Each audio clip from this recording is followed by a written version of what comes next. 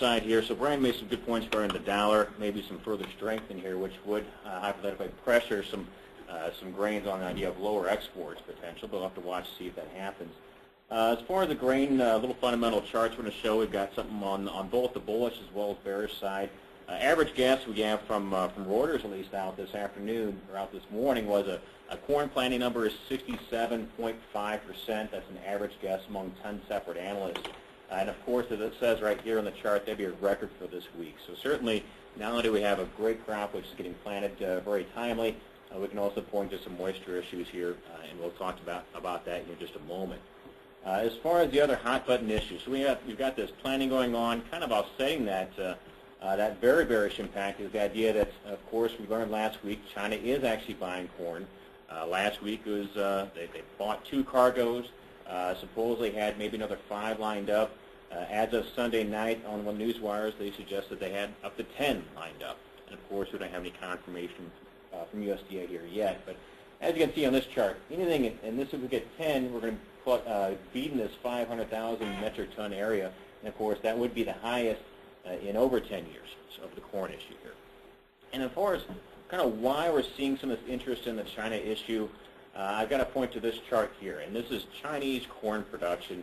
I had some discussions with Joe about this last week.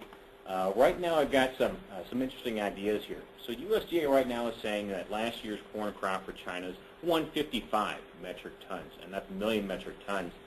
China is saying that, you know what, they didn't have much of a problem with production last year. They're at 163. However, there are some private estimates that would suggest anywhere from 144 down to 138 million metric tons.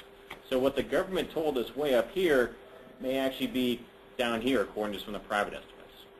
And if you do throw in the idea that maybe their crop did have some worse problems than expected last year, then you also throw in the idea of some planting issues this year, with them being so cold, you can argue that, well, maybe there is some upside to this, or maybe there's some realism to the story here.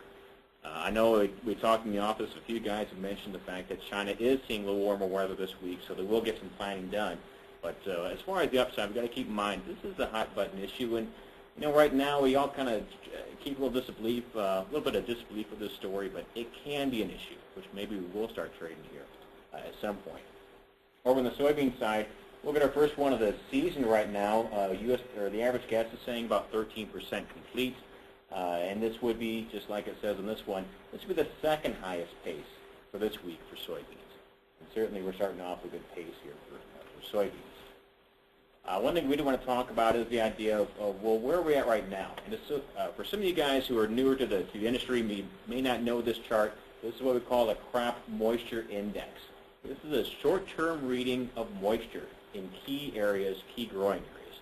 And as you can tell, we certainly have adequate moisture here in the southern corn belt and that bit. And as of course, as we all know, there are no brown or light brown or tan areas here, meaning dryness. So the crop is off to a great start for the most part. As far as the forecast right now, the 6-10-day temperature forecast says we're going to trend to some cooler temps.